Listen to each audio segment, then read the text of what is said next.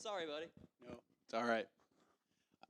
As you said, my name is James Radford. My wife and I are here today to share with you about what God has called us to do. Before I go forward, I have to go backwards because if you look at any ministry, there's always a story that got the person to where they are today. So for us, our story started, I'm going to start back in 2018 in Sacramento, California. So in Sacramento, we lived there. My wife was a children's minister there. I was running my own business. We were your normal middle-class family.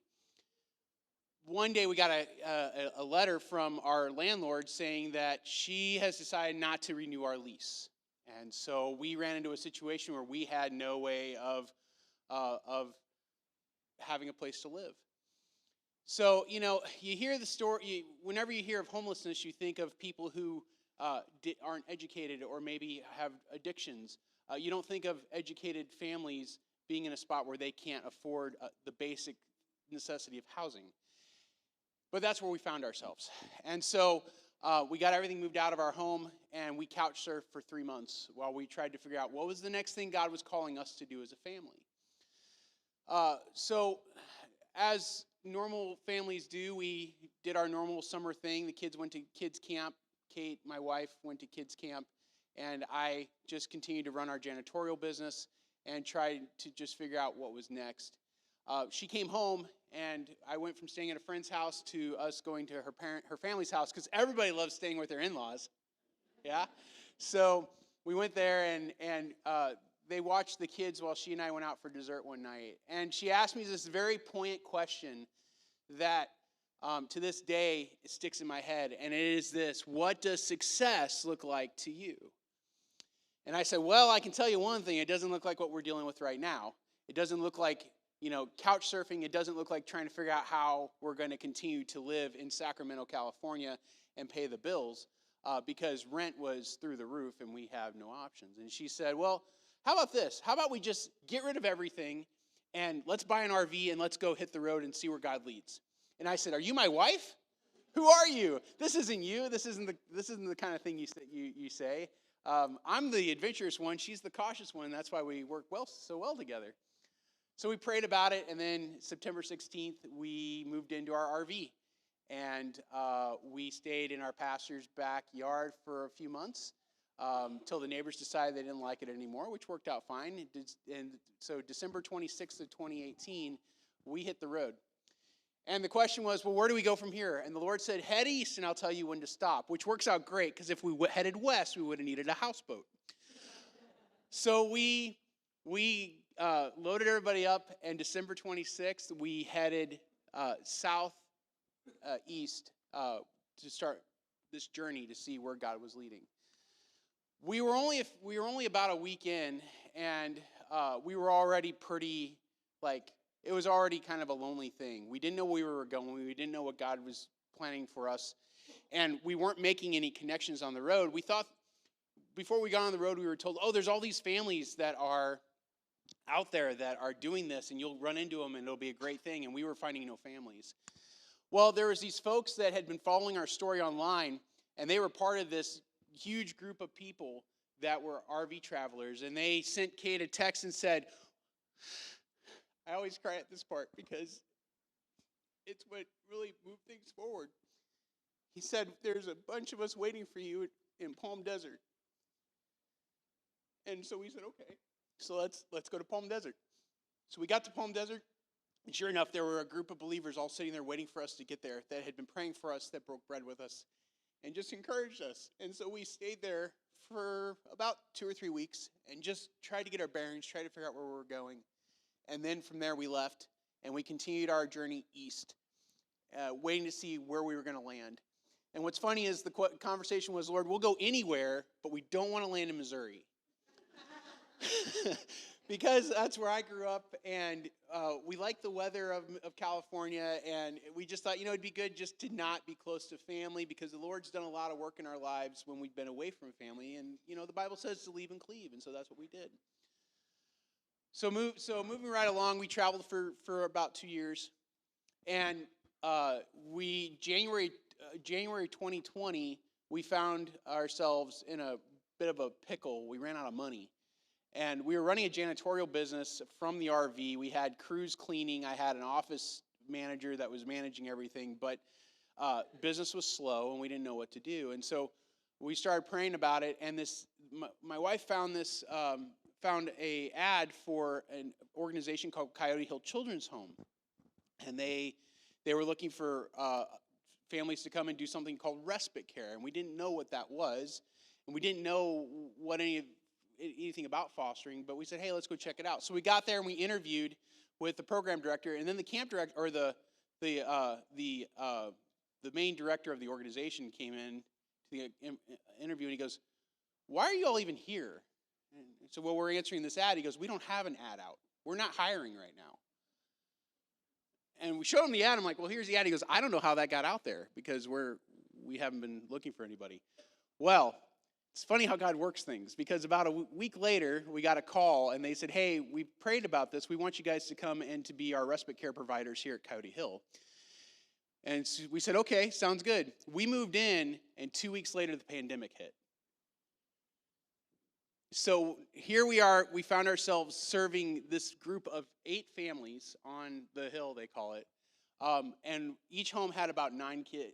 They had about 8 kids in each home.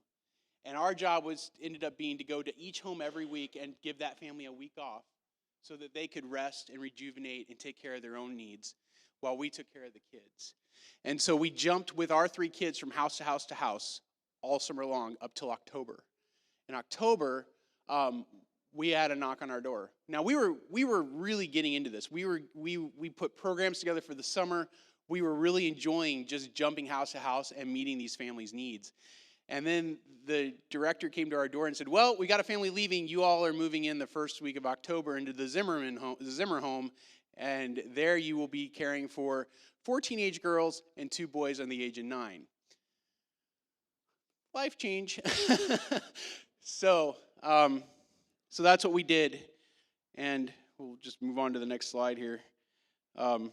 So then we ended up staying there until March of the next year, and then things changed at Coyote Hill, and we said, hey, this isn't working for our family anymore.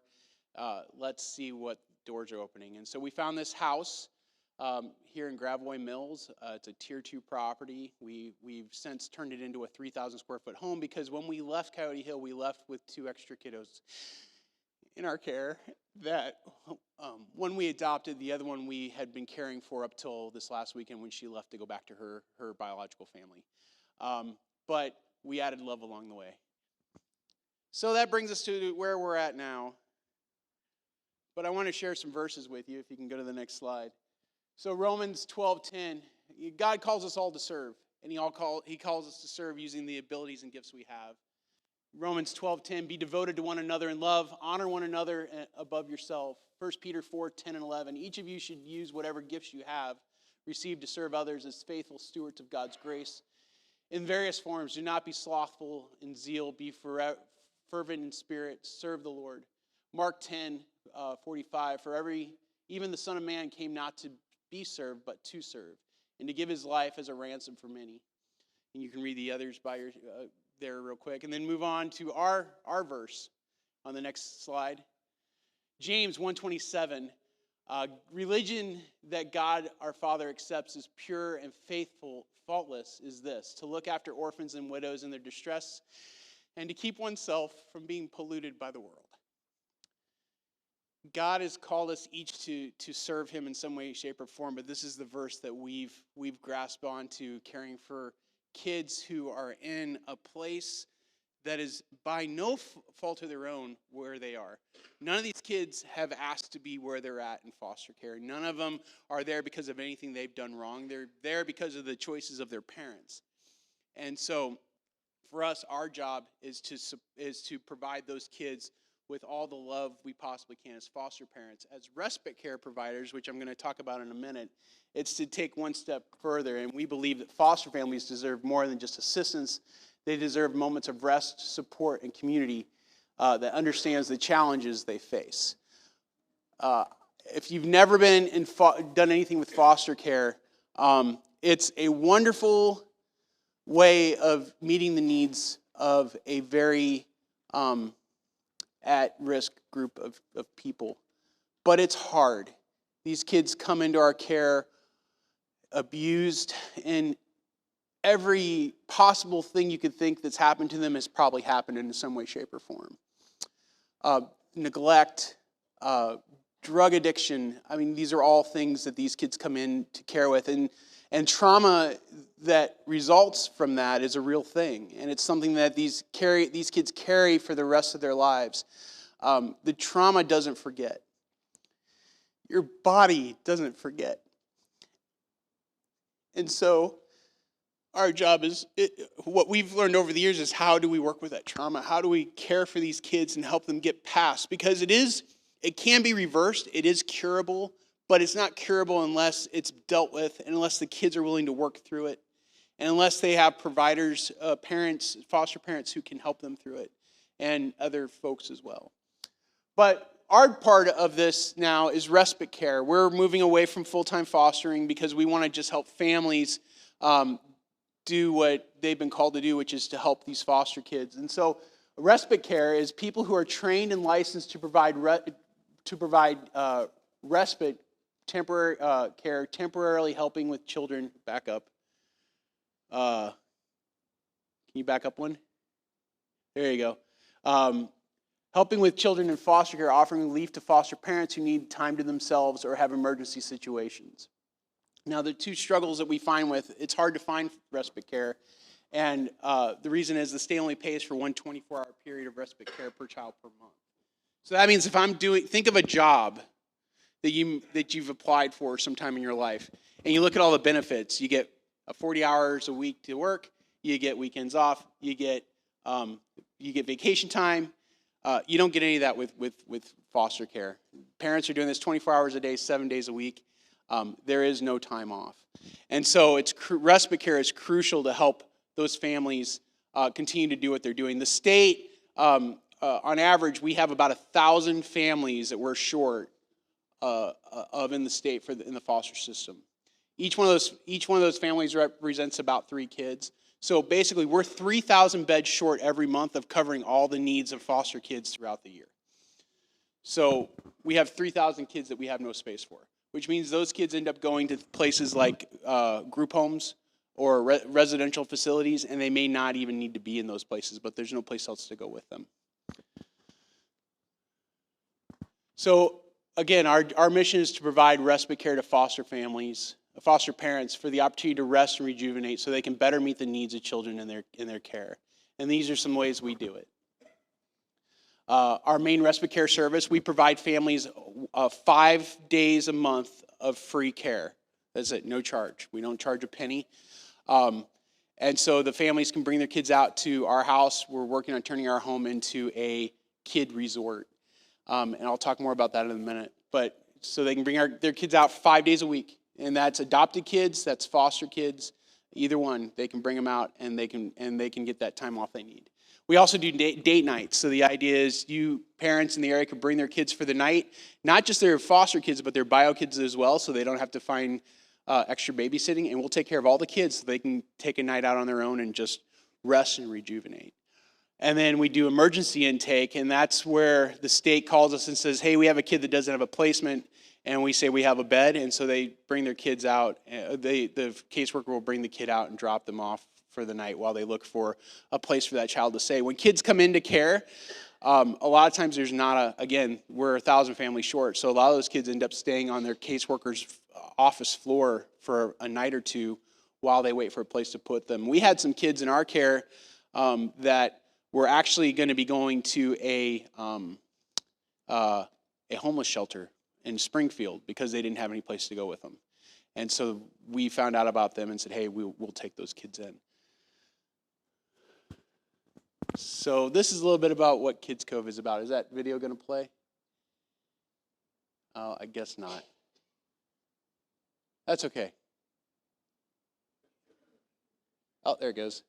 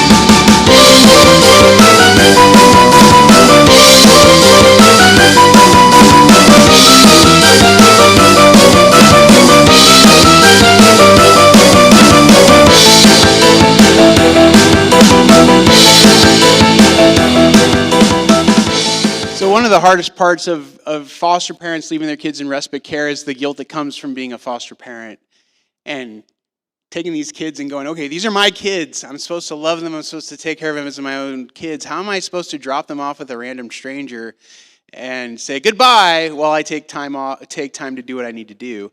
Well, I mean, us as parents, we all know that even your own kids you take and you leave them someplace. Maybe it's at a camp, maybe it's at aunt and uncle's house, maybe it's at grandparents. In this situation, you just don't have that with these kids necessarily. And so our goal with Kids Cove is to turn it into a kids resort where kids can come and have fun and have adventures, and parents go, hey, I'm good with this. And so what we found is, in starting this, is that all the kids that came this past summer all came with a plan. They had already seen what the opportunities were at our place. They were already excited about what they could do, and when they come, they already say, "This is what I want to do. This is the things I want to do to have fun." So one of them is fishing. We had I actually have a fish count in your. If you look on page 2, you can see how many fish we caught this summer. Every kid that came caught their first fish this summer.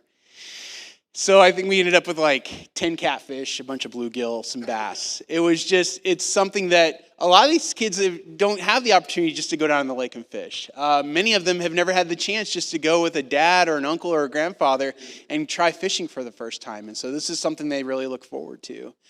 The next one is boating. We did a lot of kayaking this summer.